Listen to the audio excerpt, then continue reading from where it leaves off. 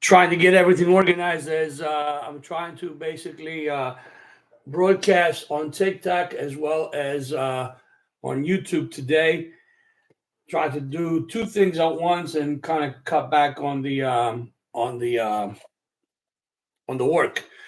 So, hey everybody, Bronco, how are you? Barbara, Power, Sway, how are you guys? Lamar, GFX, thank you guys for stopping in.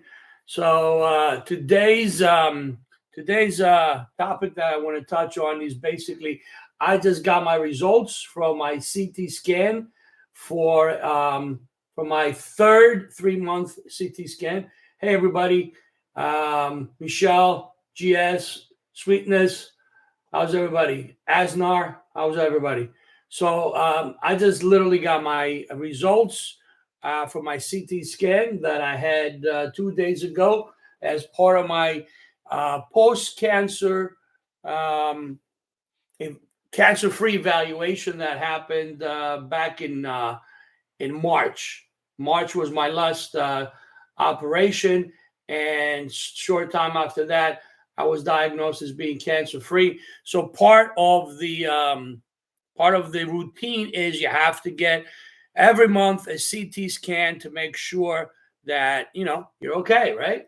So today I just got my news. Everything is clear. So I am an other test peace of mind. Hey, Love Joe, how's everybody? Northside, how are you? Ermin, welcome to the live. Hope everybody's doing well. Mid-afternoon here in Jersey. Dan, everybody's doing well. By the way, before we get started, I'd like to grow this community. So please consider subscribing to the live.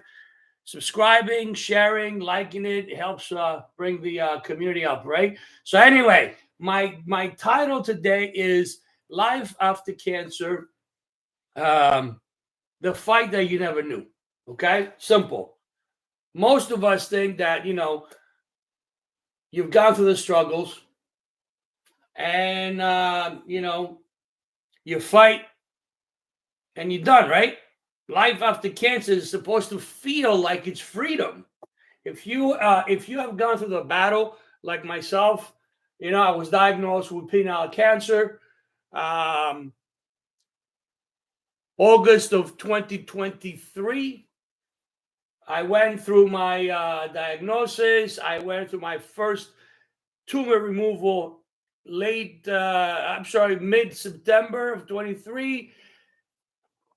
Spent the fall and winter months of 2023 with chemo. From what I'm being told, I went through the second toughest chemo that there is. Second toughest chemo that there is. The first one is for people who have like leukemia and stuff like that. They basically kill all their cells and they start rebuilding afterwards. I had the second worst. In other words, it was pretty tough. Every 2.5 weeks, close to 6 hours of drugs.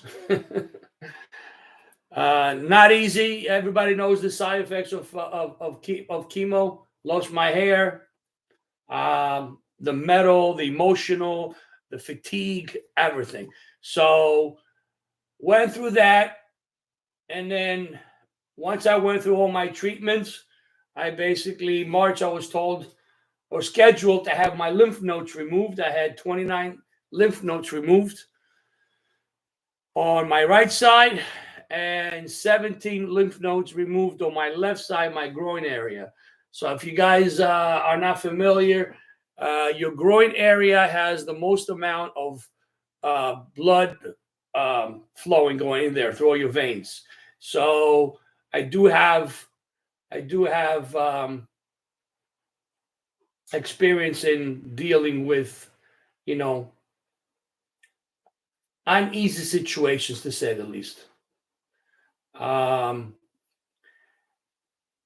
I'm not, one of these days I'm going to show you guys. If I don't know if I should show a graphic picture of my mid area with I have basically an incision of about a foot long, and it has a scar of your pinky.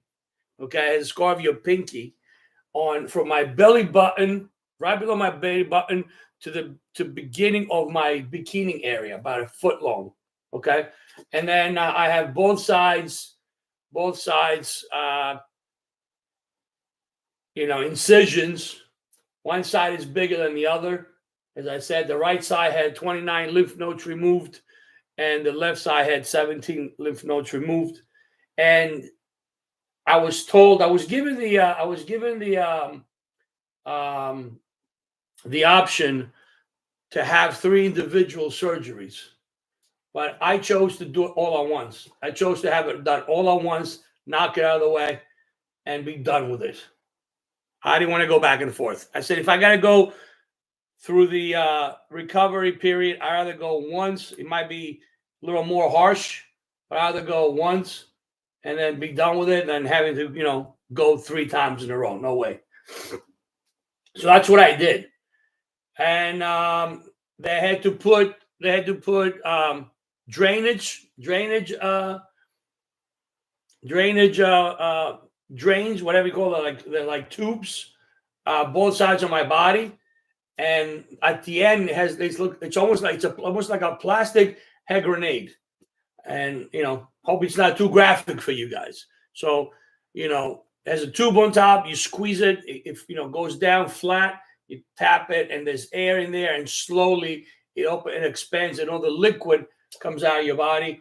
That's because when you remove your lymph nodes, so what your lymph nodes are, in case you're not familiar with it, your lymph nodes basically is the toll stops to the flow of blood to the rest of your body. Okay, so imagine shutting down those tolls. It's like trying to go someplace and the street is closed, the road is blocked. You have to find a different way to go there, right? So once those lymph nodes are removed, your body has to find a different way to pump the blood up to your heart, right? And what happens is it leaves a gap inside your body, like a hole, right? So liquids go into the hole. So if those liquids are not removed out of your body, you're going to have issues. So that's what those drains are. You squeeze them, it pops out the fluid, and you keep doing it until basically there's no fluid coming out. Which in my case, I believe I had the drains for about, I believe I recall, about 3 weeks. 3 weeks. You squeeze them, comes out, you empty them. I'm trying to give you general details without getting too graphic, okay? Without getting too graphic. So after all that happens, they remove your drains, and then it's the fun part of removing the staples out of your body that all the incisions have. Okay, I swear to you guys, with all the surgeries, the recovery, the catheters, all the stuff that I went through, those staple that day, the staple removing process, oh my lord, because there's a certain time frame that they have to remove the staples, because if they don't remove it at the appropriate time, then your body starts forming around those staples, and it can create problems for you, infections or whatnot, right? I swear to you guys, the last 5 staples in my midsection, I thought I was going to pass out, especially one. I guess one of it, my body had already started forming around that staple, right? So the doctor was yanking it and it wouldn't come out. So yank it, wouldn't come out, yank it, wouldn't come out. I'm not kidding. That's all done without any what do you call it? The medicine to numb, no numbness, no nothing. It's that was that was for me my my worst experience in all this. Nothing, compared to the surgeons. So anyway, I'm describing to you in a very short period of time my personal experience, everything I went through. To this day, obviously, I have numbness on my legs. Both inside my thighs are puffy, okay, and numb. The doctor said that it would be about a year or so before I started feeling a little normalcy, what have you. But again, yesterday I got my third CT scan, and he came back clear. Okay, so now once you finish, and once the doctor tells you that you're cancer free, right? Once it does, for my case, after they pulled the staples out, that was the last step. They pulled the drains out. They pulled the staples out. I'm sorry. They pulled the staples out first, I believe, and the drains were the last part that was left. So once they finished all that, right? They evaluate you, and I was basically declared cancer free. Yay! Yay me, right? Cancer free. So you figure, well, freedom, right? Cancer free, freedom, libertad, as they say in Spanish. Libertad, libertad. If you haven't, guys, if you haven't watched Scarface, life after cancer is supposed to feel like freedom. As I said, the diagnoses, the surgeries, the chemo, everything that you endured. You fought everything that you had to fight. You won. But here's what nobody tells you. And I know there's plenty of people out here sharing their cancer story. And I am just doing my part in not only sharing my experience, but anybody has any questions, anybody has any comments. If you ask a question about, hey, I have this type of cancer, my doctor told me this, and this, I probably will not be able to help you because I'm not a doctor, nor am I giving out medical advice or anything like that. I can share my experience and see if I can help you that way. But if you ask me a specific thing about what your doctor said about a specific part of your cancer, or you have someone who has cancer, a medicine you're getting, anything, I can't help you. I can only tell you what I've been through. So one thing that you're not being told is your survival comes with a new challenge. After you're diagnosed and you go through your battle and you survive, your survival comes with a challenge that is very quiet.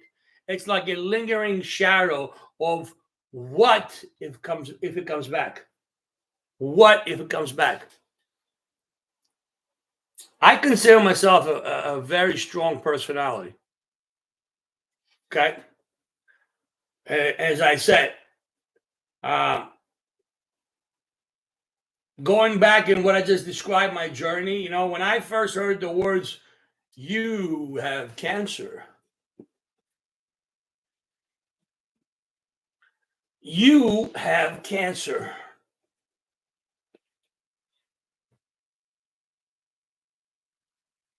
People react in different ways. People react in different ways.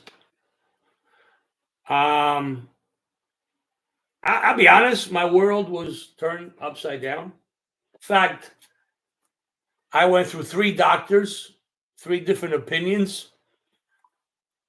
And the first one, he told me, oh, yeah, it's cancer. I thought that I was going to puke. My stomach I thought it would drop to my knees. I don't know. But I stayed strong. Or at least I tried to be strong. Said I want to get a second opinion, which he agreed. The second opinion, that doctor, and by the way, I part of what I always say is if you're diagnosed with cancer, you have to seek multiple opinions. You can't just listen to one doctor. In my case, I saw 3 different doctors. The first doctor, he looked and said, "Oh, it's cancer." Okay. The second doctor, his bedside manner sucked. Horrible. Horrible. He was wearing a mask while he was delivering the news to me in a time where he did not need a mask, by the way. But he was wearing a mask. And you know what? That's okay, because a lot of these places, when you go with cancer, especially in the cancer centers, they do require you to wear masks. But his delivery to me was the pits. He basically, and the second doctor, my wife went with me, so she was in the room with me. So after the first and second doctor, and I don't mean to deviate, but I want to share with you. I don't mean to deviate from what we're going to be discussing today. But the first and second doctor, as I said, I had penile cancer. It was external. It was not internal. Most of it, anyway, was external. But there was some, or what they wanted, what it looked like it may have been, internal in my lymph nodes. That's why they removed my lymph nodes, to be safe, to make sure there's no cancer, as opposed to just, leaving it inside. But most of it was external. So imagine, and again, I'm sorry, but there's no way of describing this without being somewhat descriptive and without being too graphic. But imagine having a large walnut. You know what a walnut is? About this big. Or a chestnut, about this big. Imagine having that at the end of your member. The most disgusting and vile thing you have ever seen. If you want to Google and get photos of cancer, growths or tumors internally, picture that on the outside part of your body. So neither one of them, actually even touched it. They looked at it and that was it. Neither the first doctor and the second doctor, they looked at it and said, "Yeah, it's cancer." That's it. The second doctor told me that he would not be doing his job unless he gave me the worst case scenario, which would have been a total, and I can never say this word. Actually, I should Google it. Hold on a minute. Cancer removal, surgery, and cutting off part of the body, I guess.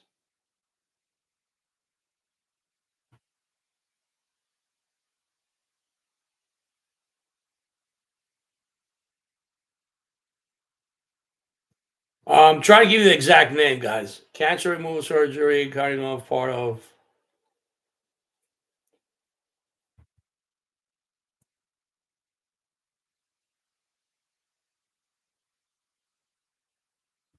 Bear with me, guys.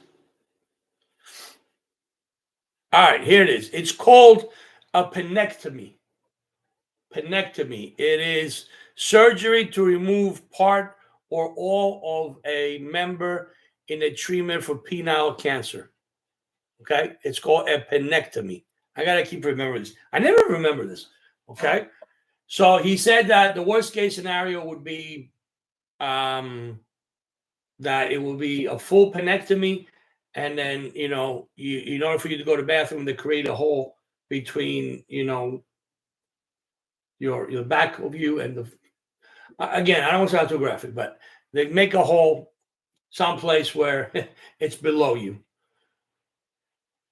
That was the news. That's the way he delivered it. My wife almost passed out. I had to hold her up. We said we're going to seek a second opinion. Obviously, we were both flabbergasted. We left the office, and I literally had to hold my wife as we walked to the car. I told her with as much strength and that I could muster that it would be okay. It will be okay. It's not going to be as bad. He said worst case scenario. It will be okay. We still got another doctor to go see. Have faith. Have faith. The third doctor is what my faith brought me. In my misfortune, God allowed me to see the third doctor, which is Dr. Donahue, my superhero from Memorial Sloan Kettering Cancer Center in New York. And the third doctor, from the minute I walked in, not only did he look at it, he spent about almost 20 minutes of checking it out, squeezing, my sides, my groin, looking around. Not like the other two doctors, almost like they were like, "Ew, it's cancer. Ew."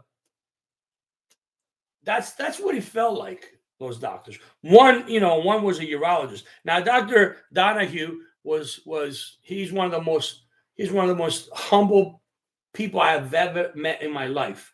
In fact, he does not introduce himself as Dr. Donahue. He introduced himself, "Hi, this is Tim from Memorial Sloan Kettering." Talking about humble, okay? I mean, I after the process was over, I like to joke around. My personality is very upbeat. I mean, most people say I'm very loud and this and that. Okay, I was kidding around. I said, after it was done, I said, "Yeah, I guess you and I now are kind of bonded for life, right?" So he goes, "Yeah, I guess we are."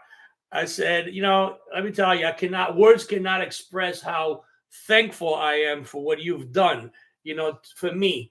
You are my hero. You have saved my life, yada, yada, yada. He turned around and he said, "Well, you should actually help your oncologist, which is Dr. Lyer."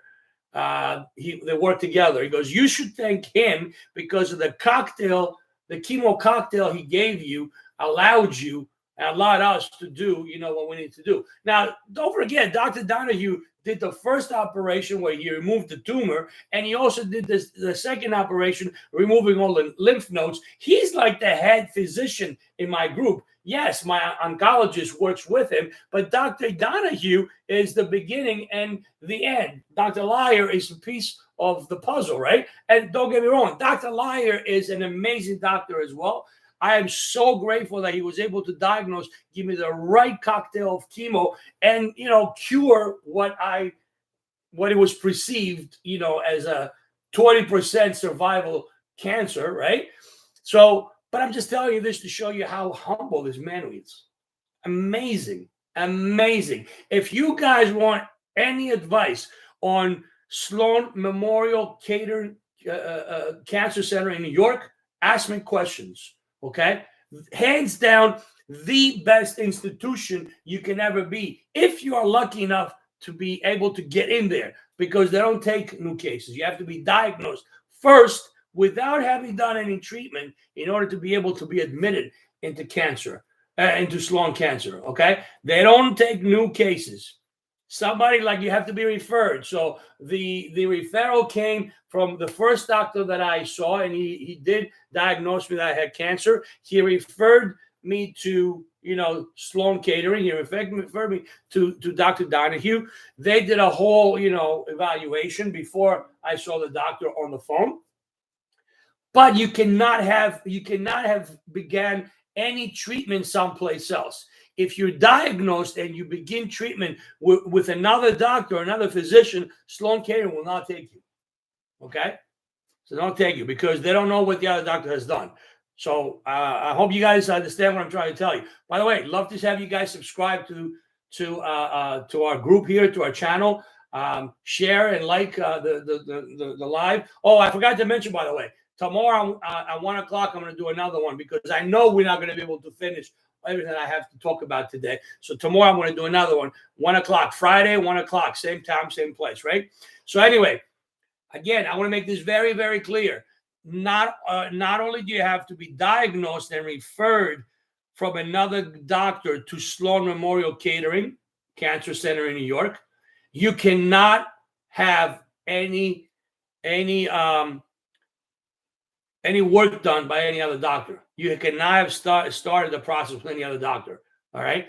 So from what I'm being told, it's not easy to get into Sloan Memorial Care, and that's another reason why I'm so grateful to God that I was able to get in there. But if you happen to get in there, or if you can't get in there, the culture is second to none. From the person that parks your car, to any of the nurses, to the cleaning ladies, the culture is unbelievable. You got this. You actually have an army. You don't just have a doctor by your corner. You have an army of people behind you. Your doctors, your nurses, the people that bring your food, the people that clean your room, everybody, the parking attendants, anybody involved in Sloan Catering is unbelievable. They have the same mindset. They have the same culture. You got this. You fight this. You got this. We're here to help you. We're behind you. That alone just elevates you. You know what I mean? So let's see. So I went in there mid-August, and I was done with my last surgery in let's say mid-March, right? So August, September, October, November, December, January, February, March. So about 7 months was my battle, right? 7 months.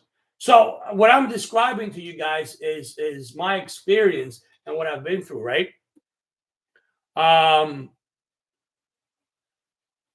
It was not an easy process, to say the least. But what I'm describing to you now is something that most don't talk about. I just share with you my journey, right, of what I've gone through. But now, how do you deal with a quiet monster that lies? The mental monster that what's going to be like after cancer. The challenge. And let me tell you something.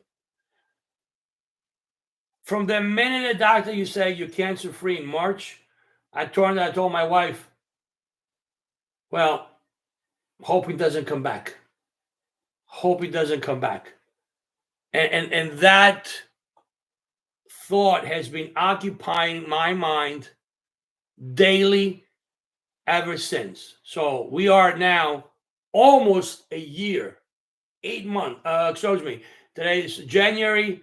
So about 10 months after I was diagnosed as being cancer free. And that thought creeps in my head on a daily basis. Not all day long. I mean, obviously you're living life, right? You're living life. But little things happen, like you get a little pain on your midsection where my scar is, or you know what, I ate something that I haven't eaten before. Something happens with your body. My legs swell like eggplants. So that's the offset of being alive, I guess, right? Every day I take the time to lay down for a little bit and elevate my legs so they don't, if I don't do that with the days that I work. So what I do is I own a futsal, which is a form of indoor soccer, a futsal academy, and I also operate a futsal league. So for the last weekend and for the next 7 weekends, on Sunday, basically, I leave the house 5 o'clock in the morning. I don't get back to the house until 9 o'clock at night. All day long, I'm on my feet. When I come back Monday, like my legs are just like this. They blow up. Okay. Too many hours on your legs. So every day, when I, during the rest of the week, I have training in the afternoon, I plan my day. So I find some time to just lay down on the couch. I have a couch, I have pillows, and I elevate my legs so the swelling goes down a little bit, right? So I have a daily reminder, regardless if I like it or not, that I'm living with cancer. And what I tell everybody, everybody's kind enough and Hey, you're good. You got this. Coach Nico, right? Coach Nico, right? Hey, man, you're good. You're healthy. Yada yada yada. Blah blah blah blah. And I appreciate all the rah rah rah. I appreciate all the help I get and the support from everybody, right? But when you put your legs up, it's a daily reminder that you are living with cancer. When you are taking a shower and you see all the scars in your body and you feel those scars in your body, it's a daily reminder, believe me. As a man, and as a man who, you can ask any man, what is the most important thing on your body as a man? And women, I think you guys can guess. Okay. Men, there's a part of our anatomy that makes us men, right? Well, when that part of your body has been disfigured, and actually part of it has been cut off, it's something that you live with every single day. So the fact that you try to live in the moment, and believe me, I am very strong-minded. I am very strong. My personality is fuck this shit. Nobody's going to beat me. Only one person can beat me, God. When my time comes, God knows. And there's nothing I can do about it. There's nothing I can do about it. My number is up. It's time for me to go and meet my maker. My time didn't come. You know why? Because I'm still here telling you guys. So my personality and my willingness are extremely strong. You may be, and I'm 60 years old. I've gone through a lot in my life. I have gone through experiences. I have lost businesses. One experience took me almost 2 years to snap out. Granted, I was much younger. I was much less experienced in life. So my mental state wasn't as strong as it is today. But, and this is things that we need to talk about.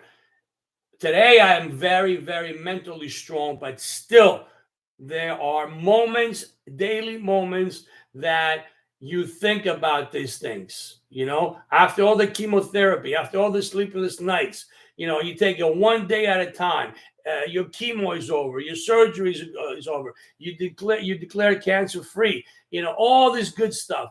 And I hope my story can help others that either are currently going through this process, or if you have gone through the process, you're cancer free and you can relate to what I'm telling you. Maybe we can share in the comments. Maybe we can help one another and help anybody else who's either going through the process, or you guys are supporting a loved one, a friend one.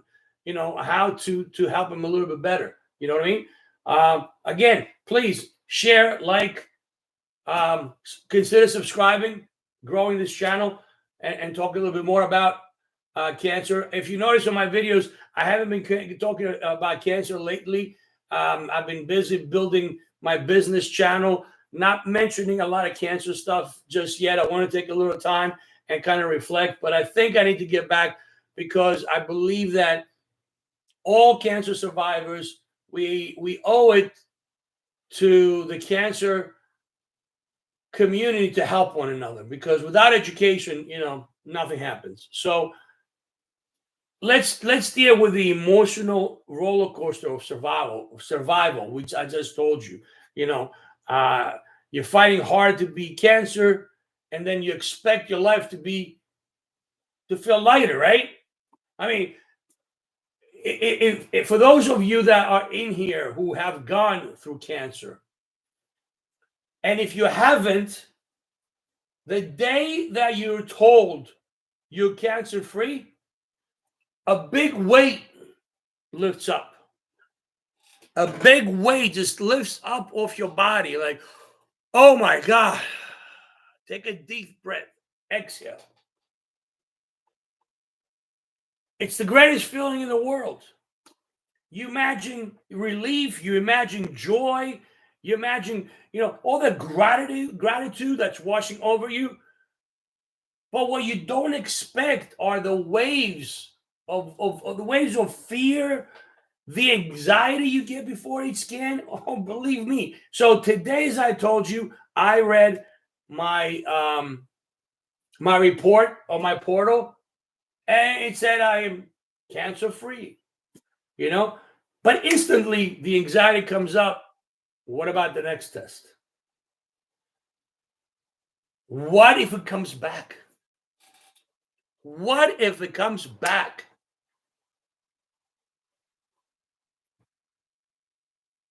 I mean, look, I can still remember my first post-treatment scan, after my surgeries, I remember sitting in the waiting room, no matter what. I mean, I've been through so many tests, CT scans, MRIs, some of the tests I've been to. I mean, look, I'm going to share with you guys something. Oh, let me see. My shirt is a little tight on this. I'm going to share some with you guys. These are the badges. These are the badges you get. Can you guys see the black and blues? Okay. These are the. By the way, yesterday, my I don't know if you can see a little bit of my here. Okay. My other arm is the same thing. One of the things, I don't have great veins, so I have to drink a lot of water. So my 2 days ago, for when I went my CT scan, first they gotta give you a blood test to make sure everything's okay, and then they gotta put the IV where all the fluid goes in, so you can do your scan, right? Well, I don't have the greatest veins, and they tell me to drink water, so I drink. I tried to drink a minimum 1 to 2 of these a day. That's part of my routine. Well, you should be drinking water no matter if you have cancer or not, right? But you should be hydrated all the time. So, and the more water you drink, the easier your body, your blood flows. By the way. So this time around, they poked me 4 times in order to find blood. Yeah, you used to it, right? And then the IV. So, but anyway, I was telling you guys, the first time that I had to do a CD scan, even though you've been through all the tests and you're like, yeah, I'm battle tested. What else can you possibly do? You've been beating my ass for the last 7, 8 months. The surgeries, the chemo, the test, this, that. The nasty feeling, the falling of your hair. Once I figure out how to again, I'm very new at this live thing, so I haven't really figured out how to show pictures and that. But you can see some of my videos if you're curious to see what I look like. Bald. If you go back and look at some of my videos, you'll see me bald with no hair, no eyebrows, which is the freakiest part, by the way. The no hair thing is okay, but when you don't have any eyebrows, it's scary. It's scary. It really is kind of freaky. I look like the Mr. Clean guy. For those older people, you guys remember the Mr. Clean guy that was like this? And ladies, you remember Mr. Clean? Bald, big guy with an earring, sitting like this. It was a cleaning solution for the house. Mr. Clean. That's what I look like. So, again, you're sitting there and you're wondering, what are the results? You're sitting, in the waiting room, and your mind is racing. Your mind is racing with different scenarios. When the results are going to come back clear, are they going to come back clear? And when they do come back clear, you feel again a temporary relief, but it doesn't last long because you're like, okay, the next 3 months I got to come back here. Is it going to be again clean? And the same cycle repeats itself over and over again. Over and over again. I know some people that, years have passed. They're like, oh, yeah, I've been cancer free for like 15 years. Okay, so maybe when I get there, I'll do a video, I'll do a TikTok about 15 years cancer free. But I also know a lot of people that, I was cancer free for 5 years. I was cancer free for 10 years. And then cancer came back, or cancer came back in a different part of their bodies. Guys, you can't help but feel it. It's only natural. If you didn't feel those feelings, you wouldn't be natural. It's only natural to feel those things. You know what I mean?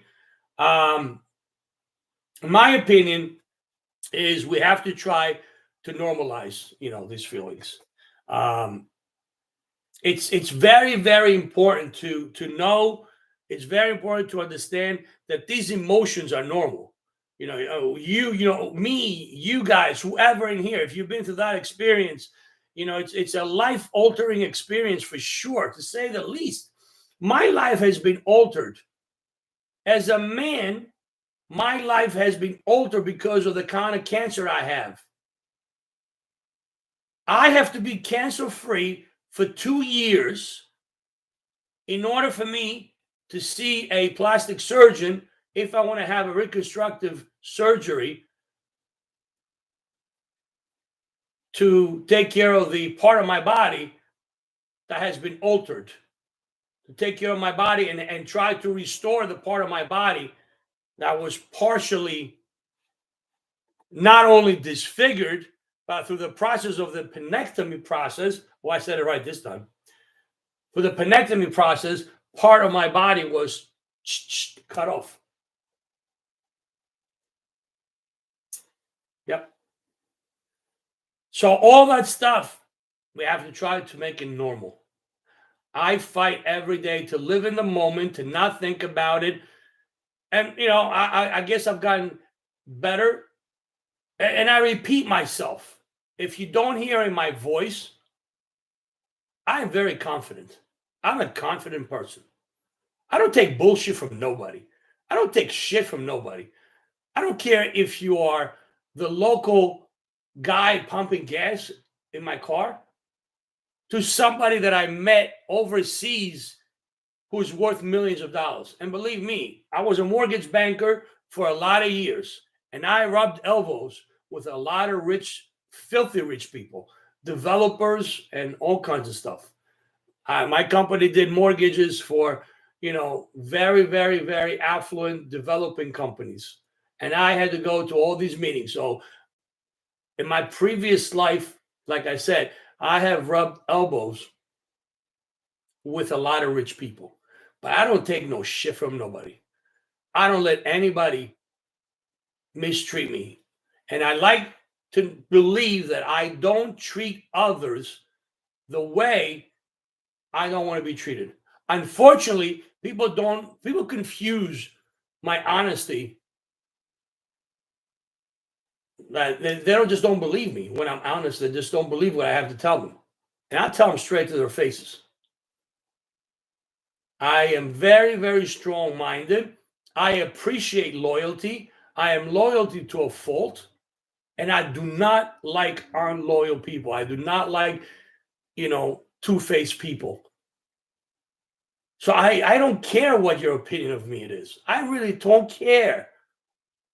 The only person that matters is me. I look in the mirror every day and I fight this battle by myself. Thankfully, my wife is in my corner.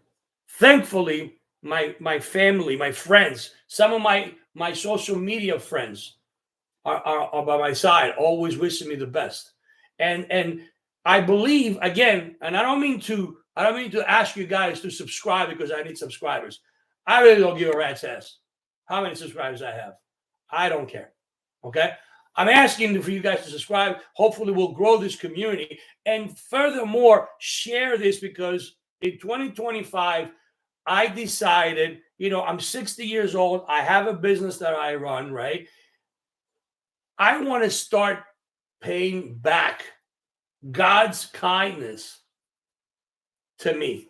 I don't know why I got cancer because that's another thought that goes into your mind quite a bit. Why me? Why me, God? What did I do? Have I been this bad of a person? Why me, God? I can't answer that question for you. I don't think God is going to come down here and answer that question for you either. I'll tell you one thing. When I was at Sloan Memorial on a weekly, bi-weekly basis, Sloan Memorial in New York, by the way, they have buildings that it's a cancer research center, so they have buildings. It's a massive organization. They have buildings throughout Manhattan, right? So one of the buildings that I will go to get my vitals and my lab tests done, and a bunch of other stuff, right? There is a wing there that they have all the little kids. And when the question why me pops in your head, all you got to do is take a walk through that wing and see all the little kids, and I'm talking about young kids, very young kids, 2, 3 year olds. I don't know if there's any newborns there or not. I don't even know if anybody's born with cancer, to be honest with you. I don't know. I haven't done that much research, but I know I saw little kids of small ages, boys, girls, bald headed from the chemo, this and that, dialysis, just like, and they're smiling. The little faces are smiling and trying to get through the day. They probably don't understand what goes on through their minds. I mean, the little kids mindset is not the same as adult. They're so innocent. Who knows what goes through their heads?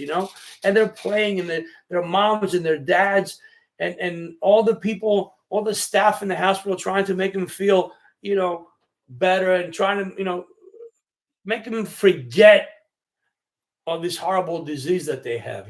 So next time the thought of why me pops up, why these kids? I don't know. I can't answer that. I really can't answer. I really cannot answer.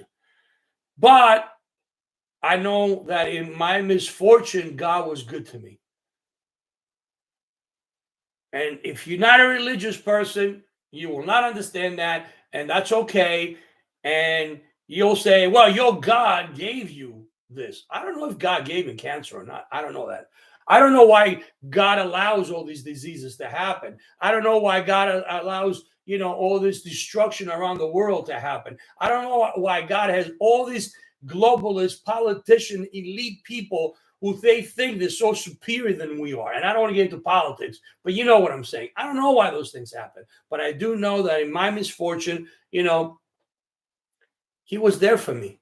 And today I'm alive. So I think in order for me to repay, his kindness, I think that, I owe it to anybody who's going through the process. While I was in the hospital for my group of 3 surgeries in one for my lymph nodes, the first thing that they made me do. So my surgery was over like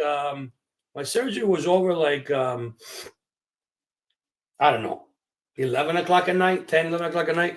By 4 o'clock in the morning, they literally had me up walking around the area of the hospital I was. And they told me I had to walk certain amount of, steps per day, or, so I asked, again, my competitive nature, my sports background, my mentality, and I'm sharing all these things, randomly. I mean, I have a plan. I wanted to talk about, what you guys saw about the fight after survival, but again, there's no script. I'm telling you these things as it comes along and sharing my experience.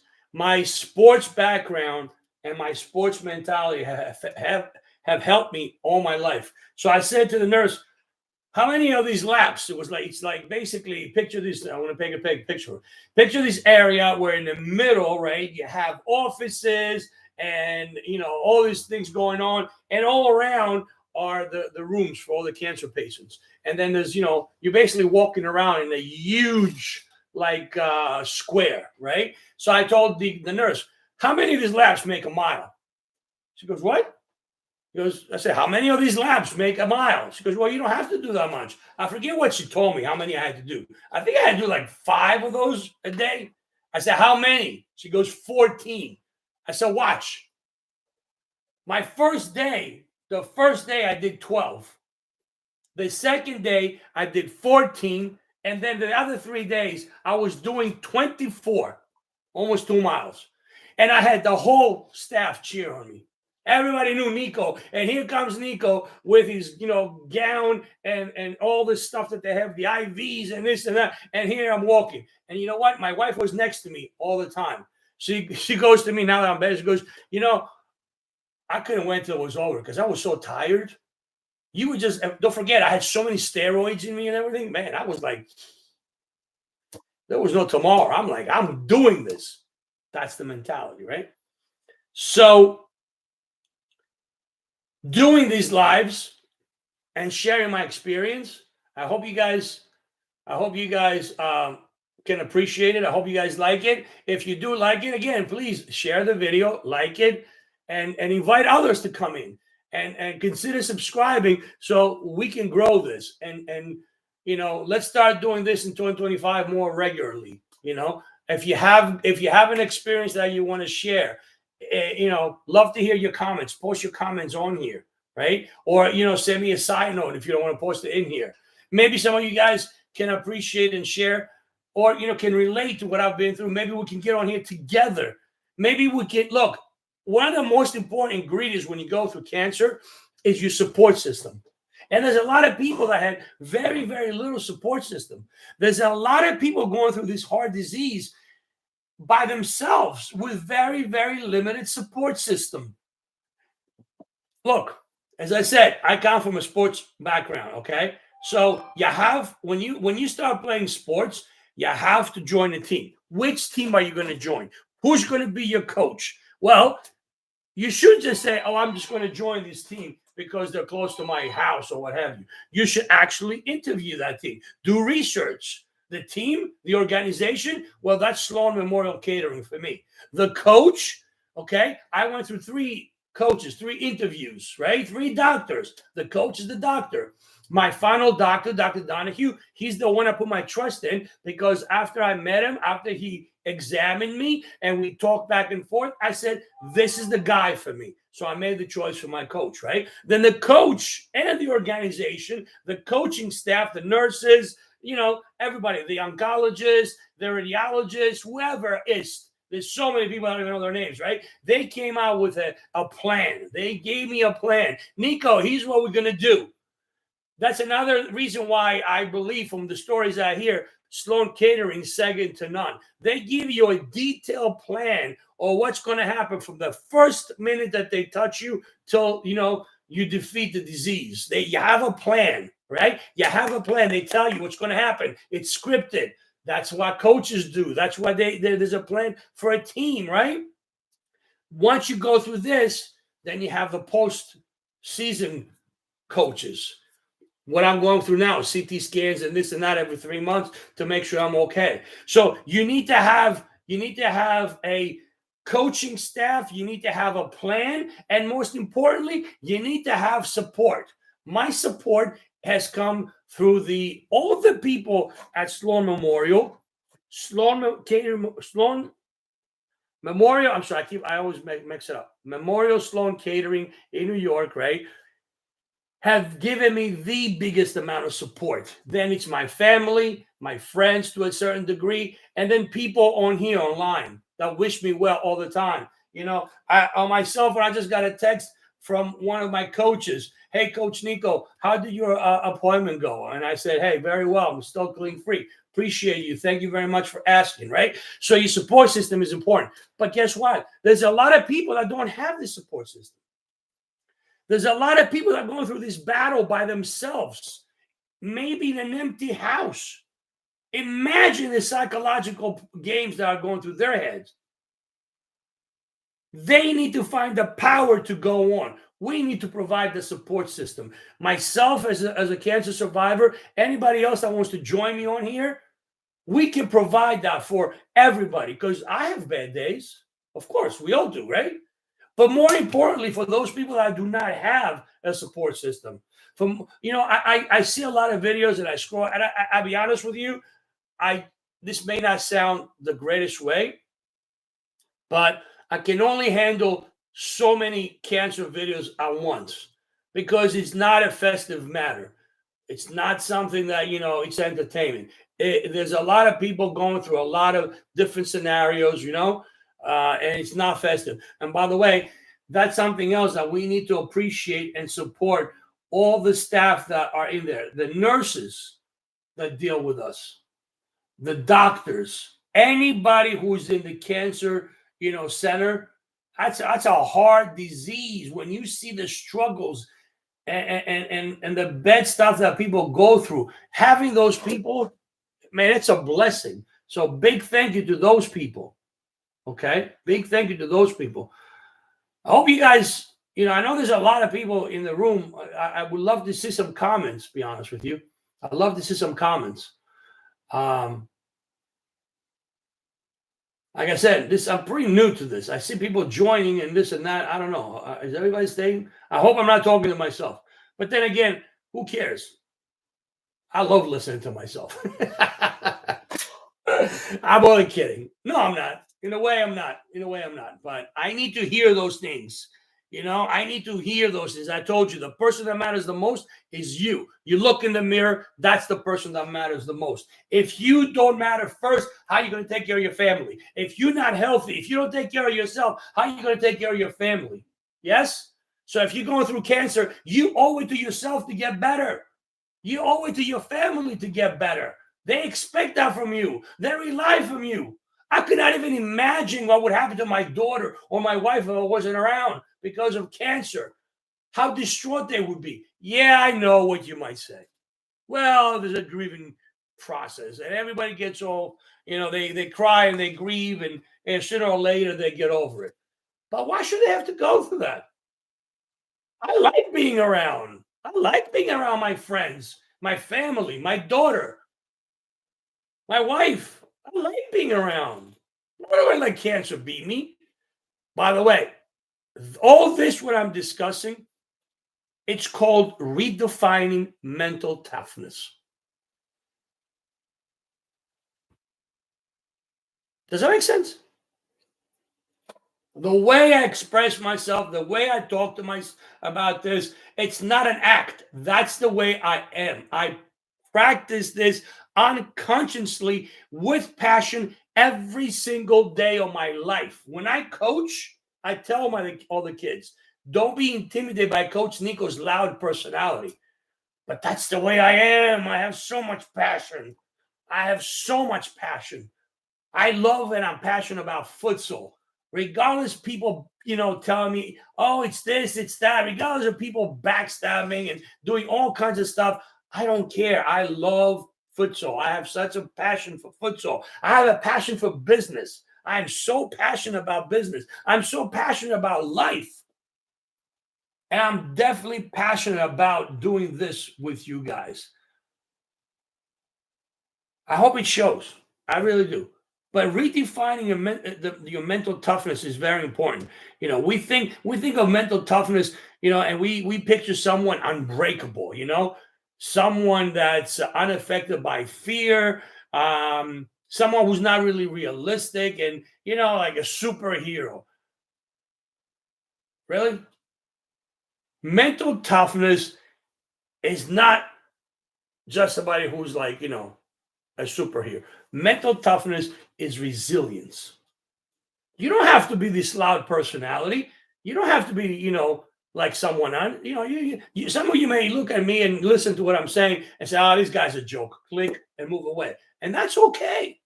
That's okay. Not everybody can handle my personality. That is okay. Mental toughness is resilience. Mental toughness is not about pretending to be fine. It's about acknowledging the hard stuff, what you've been through, what you're going through, and choosing to keep going anyway. There's a lot of elite athletes, but not everybody's Michael Jordan. Not everybody's Kobe Bryant. Not everybody's Messi. Not everybody's, hold on a second.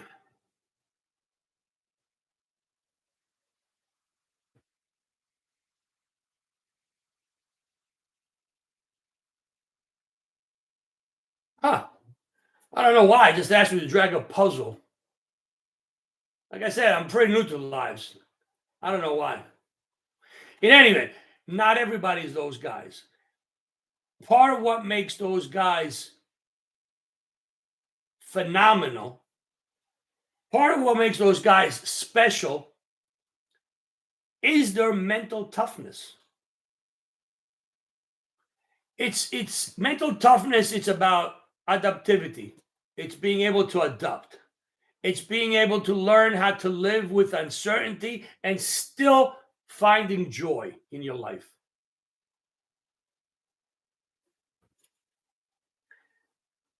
It is what it is.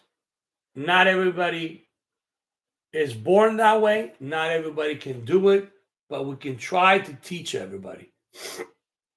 Look, again, looking back on my chemo days, there were days that I couldn't even get out of bed. Um, here's a thing I'm going to share with you. So, as I told you guys, my chemo treatment was every 2.5 weeks for 3 days, 6 hours a day. I will be sitting in a comfortable chair, and I would have all kinds of chemicals and drugs pumped into my body for 6 hours. 8 o'clock in the morning. By the time I got done, usually it was around 4 o'clock. Part of those drugs were steroids. Part of the cocktail that I was given was steroids. So I did that Thursday, Friday, Saturday, 3 days for 6 hours every 2.5 weeks for a total of, I believe, if I'm not mistaken, I think it was 6 sets, or was it 8? Wow, it's not that long ago. I forgot already. Either 6 sets or 8 sets. I don't remember. But anyway, so Friday I had futsal training. Friday I had futsal training at 7 o'clock at night. Last December, when I was going through my chemotherapy, 4 o'clock I would end. My chemo center in New Jersey was about 45 minutes away from the facility where I did my training for indoor soccer, futsal. So my wife and I will go and get something to eat. So, around 4:30, 5 o'clock, we would go someplace to get something to eat. By 7 o'clock, I was in the center and I was actually doing training. 2 of those trainings were during the holidays, and I actually did the whole training by myself. I had about 30 kids with one coach because the other coaches were on vacation. There were free, nobody paid for them. They were just freebies, right? But we worked on, side note, I don't know if there's any sports people in here, but somebody might be a wise guy and say, wow, 30 kids, only one coach? Just in case there's anybody in here who thinks that way. They were just basically, tactical stuff. I'm not going to tell you what that is, but I did the session. I thought that was going to be inspiring, believe it or not. I didn't do it for that reason. I was pumped up, man.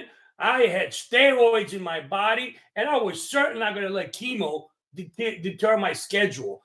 I was not going to let chemo interfere with my life. You know what I mean? So my mindset was like, let's go. We're going to go eat, and then we'll go to training. So 7 o'clock, I was in the training.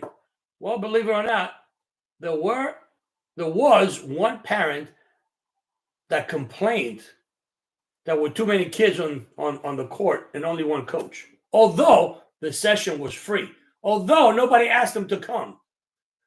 I didn't do it. I told you the reason why I did it.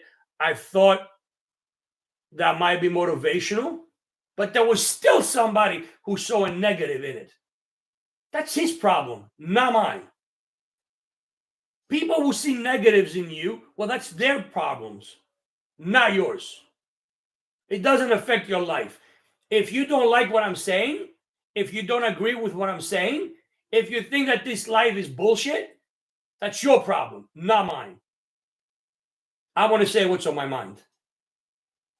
So, you have to have a strong mind. Your mental toughness is meant to carry you through the hard times. It's okay. It's mental toughness is accepting that it's okay to feel bad. It's okay. Oh, which, by the way, I forgot to tell you. On Monday, all those steroids would catch up to my body, and Monday was my crash day. And if you know anybody who's gone through chemo doesn't affect you like right away. As I said, my particular chemo had so many steroids that, as I mentioned just now, after I would leave the chemotherapy, I would go and do training. Saturday, I felt pretty good. Okay. Saturday, I felt pretty good. Sunday, okay. But Monday was my crash day. It would hit me 2 days after. Like Monday, I was basically sleeping all day long. Okay. So your mental toughness is meant to accept that it's okay to rest. It's okay to let your body heal. It's okay to lean on others. I was leaning on my wife heavily. It's okay to accept that you need help. It's okay. You know, when I was terrified with my surgery and yeah, I got a surgery, no problem. I'm gonna go. But deep down inside, you're worried. At 60 years old, a lot of things could go wrong, right? Your mental toughness, it's not pretending that you're not scared. It's okay to admit that you're scared. But you still show up anyway. You still got to go and do the surgery. Look, toughness is not it's not about never breaking down. It's about allowing yourself to feel, to process and to rise back again. If you have those days, you rise back again. You have those we all have the mental breakdowns. Nobody can go 24/7, 365 days of the year being Superman. Nobody. It's okay. Accepting that it's part of the process, okay? It is part of redefining mental toughness. So, and we're already an hour into this live, and I don't want to keep going on and on and on. I like to kind of break it up, but there's other things I want to touch on. How about tools to build and maintain a mental toughness, which I like to talk about next time we get tomorrow, 1 o'clock here. We can talk about tools to build and maintain a tough mental state. But like I said, tomorrow's live is going to have the same title, basically, just maybe number 2, like part 2. But yeah, I some of you guys might be the first time you're in here. I don't know. Maybe you don't know my story. Maybe you're wondering about my cancer battle. I touched a little bit in the beginning. It becomes redundant. I don't want to keep saying the same thing over and over again for the same people that are here multiple times. I don't want you guys to have to sit through listening my story all the time. You know what I mean? But at the same point, though, we do need to say the same story over and over again. Repetition, is how you get confident. Repetition is the mother of mastery. How you master something by repeating something. So by repeating each other's stories over and over again, we become stronger. So I believe that needs to be said, or at least retouched every time. But tomorrow we could talk about tools to build and maintain a mental toughness. Hope you guys had fun with me. I one thing I would love to see more comments. I don't know if there were comments put on here and I kind of missed. I guess there was some saying hi. To those of you guys, I do apologize because I said I'm pretty new at this live thing. Wow, there are a lot of people in here. I don't know how many people stayed. But a lot of people in here. Look, here's something else I believe before I let you guys go, and I'm gonna end on this. It's 2 o'clock. We've been on it for close to an hour. I believe that the more we talk about it, the more our community will grow. So today there might have been X amount of people. Maybe they stayed for a couple of minutes. Maybe it's between the lunchtime or what have you. But as we keep going over this live over and over again, maybe 1 or 2 people will invite somebody else to come in, and build the support of this community for cancer. Share with others, bring others that need support, bring others that need to hear, because I know for a fact from watching different videos online from different people that are going through cancer, there's a lot of people that are going through cancer by themselves. And I've chatted with some of those people, sharing messages back and forth.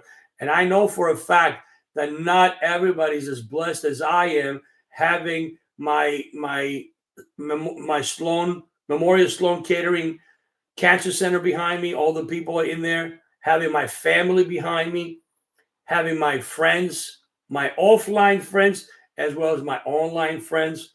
Not everybody's as blessed as I am. So I think that we need to touch the people that are going through this by themselves. And today was just the first live on this topic that we're doing. And I chose to start with, the mental toughness after cancer, after being cancer free, because I just got my cancer my CT scan results today, and it was just a starting point. It doesn't mean that we're not going to go back to how I was diagnosed, because that's another story in itself, by the way. It's a story that started 2 years prior to, and I'll share my journey in that. I had another surgery because I had a growth, and I had a surgery, was removed, and they told me that it was not cancerous. But since then, there were things that happened that maybe I was misdiagnosed. Who knows? So we'll touch on that. Anyway, hope you guys had fun listening to me raging, but that's me. Hope I helped some of you guys. I hope to God there's some people in this room, I hope in this group, that are familiar with what I've gone through. Maybe they have a similar situation, either personally or somebody that they know. And maybe we can help others today, tomorrow, whenever. It doesn't take a lot of things to help others. So a lot of times, just having somebody to talk to, just having somebody tell you that they know what you're going through because they've gone through this similar situation. You don't have to help somebody just monetarily, giving somebody money. The simplest thing anybody can do, the simplest thing that we can do for anybody, for each other as humans, is be compassionate and listen to one another, which we don't do. We don't do. Forces have spent billions and trillions of dollars to divide us, to constantly be at each other's throats, because we're different. We're different in the way we look. We're different in the way we talk, in the way we think. We're different. So we should be at each other's, throats, and we should be hating each other and fighting each other, all this stuff. When all it takes is just a kind word. And people from different backgrounds, people who look different, who think different, all of a sudden realize that they have the same problems. They have the same problems. And most of the time, they actually think more alike. What brings us together is more common than what actually separates us. That's it, guys. Simple as that. Have a great lunch. I'll see you guys tomorrow.